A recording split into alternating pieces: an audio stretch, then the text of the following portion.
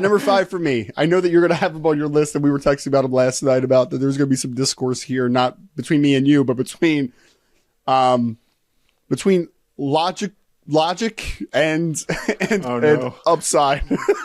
So number 5 for me. Oh no, this is going to end badly for me. Go ahead. Number 5 is Charles Jagusah, the offensive lineman from Notre Dame. So, Joe, let me preface this, okay?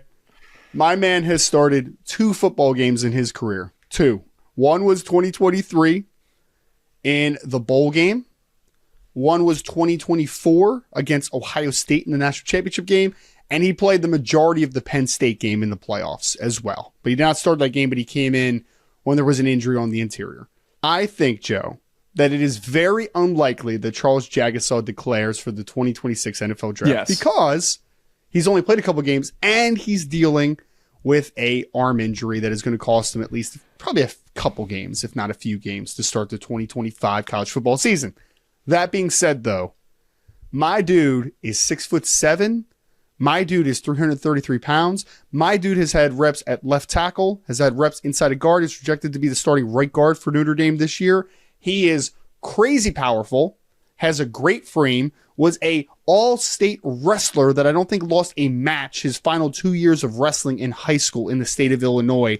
And that shows, man, his understanding of how to attack opposing defenders from a leverage perspective, the unreal power that he brings to the table, and the fact that he's athletic enough where I think that he can play offensive tackle in the NFL level, but Notre Dame prefers him inside at guard because the natural power is just so strong and the upside is so high on the interior. My man, if he was fully healthy, I may have put him a little bit higher on this list, but I couldn't, Joe, because he has played 2 3/4 of a football game in legitimate action. Love the talent, love the upside, but Charles Jagusah is the ultimate enigma of this class as of now. This is the blindest swing that I have ever taken on a prospect, How high is he? considering the fact that he's played 2 football games, but they're a game and a half, actually. But it is the best game and a half that I think I've ever watched from a prospect that I don't care. It's the summer.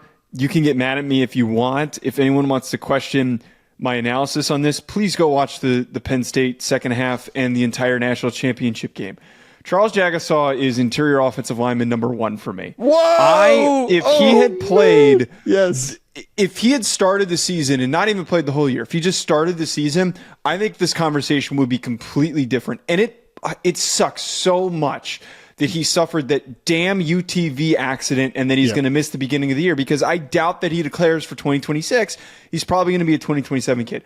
Personally, I think that Jagusah is going to be far more successful as a right tackle in the NFL, because I think he's got the mauling physicality and the strength, as well as the build and the flexibility to play tackle. But if he plays guard in the league, he's going to be good at it. The value will come from the fact that, kind of like Taliesin Fuaga, who we talked about 2 years ago, similar physical profiles where we thought maybe he could play some guard, but he ends up playing tackle for the Saints just because he's so damn good and he's so damn athletic for his enormous size. The biggest thing out of everything that you just talked about there, the power, the ability to just win reps consistently, his agility and body control is comically good.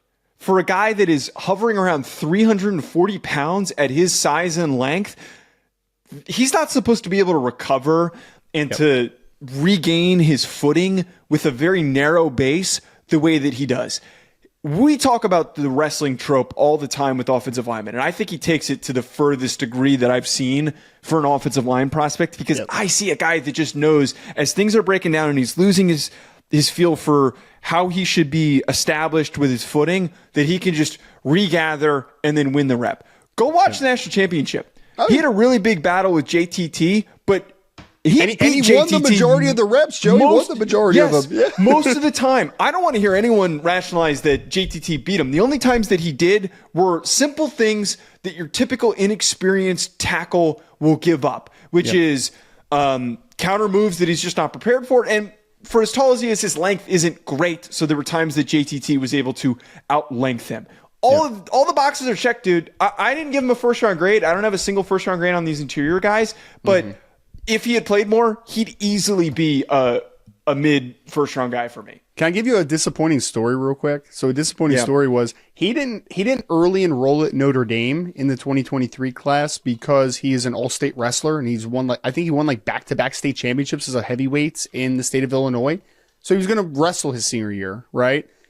But then he had a torn meniscus that cost him his wrestling season. So I mean, the whole thing was he could have been at Notre Dame rehabbing and with their doctors and all that type of stuff. So he's had a little bit of unfortunate circumstance with injuries so far. I hope that they're remedies crazy itself. injuries too. We're talking about a pec injury and we're talking about an off the field accident. Sucks. Very strange. Very strange. Like the pec thing, you're not worried about the long term. Him breaking his was it a fibula? No, it was his I'm sorry. It was his humerus. leg. It was his humerus. Yeah. My apologies. Yeah.